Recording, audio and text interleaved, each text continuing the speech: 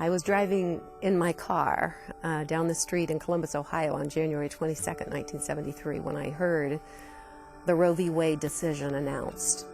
I felt a call at that point to get involved. I just felt God calling me.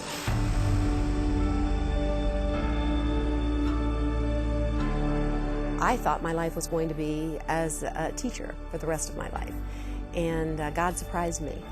And as I became involved in pro-life, one thing simply led to another. We started a local pregnancy center, and we opened our doors on January 22nd, 1981. What's amazing about Peggy is when I met her, it was 15 years ago, and she had already been in the pro-life movement for over 20 years. Then I felt another call, which was in November of 1992. And I knew that God was calling me at that point to give up my full-time teaching job and become the president of Heartbeat International. I immediately gravitated toward her because there was something in her disposition, the way that she looked at ending abortion. There was such a resolve. Well, unlike some people who advocate causes, she sees the whole spectrum of an issue.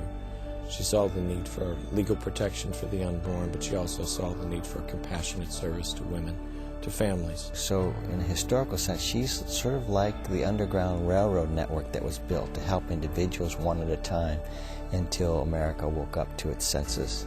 And that's, I think, the historical movement that she's birthed, is the pregnancy help movement, which is all grassroots, helping one woman or couple at a time through a very difficult part of their life, helping them to make a choice that affirms life. And that'll be historic in generations to come. They'll see where it all began. You know, we're in the second generation now of people whose lives have been saved by the work that's been done by alternatives to abortion around the world. So we can firsthand see the generations that have been saved, and the world will be changed because these people are in the world.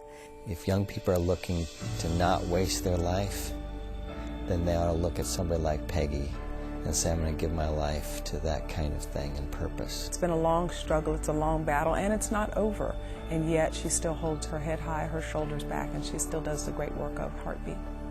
If you feel God is calling you, say yes. Say yes. Even if you feel that you're not qualified, you don't know what He wants you to do, because God doesn't call the equipped, He equips the called.